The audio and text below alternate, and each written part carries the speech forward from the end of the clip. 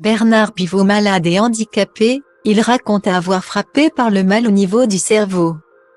Interviewé par le JDD dans l'édition du 2 avril 2023, Bernard Pivot a évoqué ses problèmes de santé qu'il avait jusque-là tenus secrets.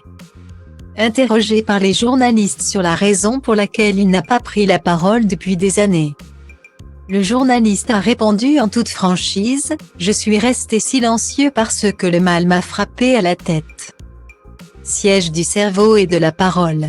Mieux vaut alors se taire en attendant que la mémoire se recharge et que la pensée refleurisse. » Guillemets. Après une longue carrière de près de 25 ans, Bernard Pivot a donc préféré tirer sa révérence du petit écran mais aussi de quitter son poste de chroniqueur dans le JDD. Il explique « J'ai arrêté la télévision pour devancer ce qui serait inexorablement arrivé, la lassitude du public. Le pépé Pivot, il fatigue et il commence à nous les briser. De surcroît. Je voulais prendre du temps pour écrire quelques livres. À 84 ans, j'ai démissionné du Goncourt pour laisser ma place à un écrivain plus jeune.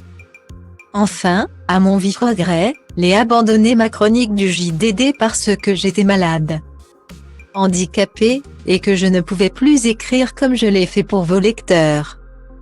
Pour nos lecteurs, si vous permettez, pendant plus d'un quart de siècle. » Guillemets. Un peu déçu par la réaction de ceux qu'il a côtoyés de nombreuses années durant. Il confie, pendant 60 ans, j'ai reçu chez moi les nouveautés publiées par les éditeurs. La semaine qui a suivi l'annonce de l'abandon de ma chronique dans le JDD, mon nom a été rayé de la plupart des listes des services de presse, y compris chez mon éditeur. C'est normal, mais ça fait drôle. Depuis, j'achète des livres.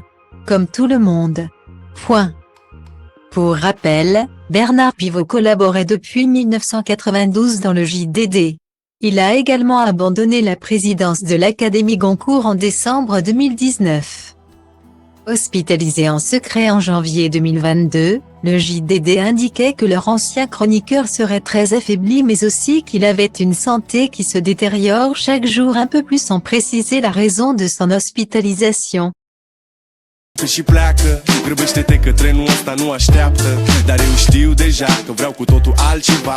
Închide ochii, îți poți imagina că lumea e a ta și în plus poți să sari sus, sus, sus.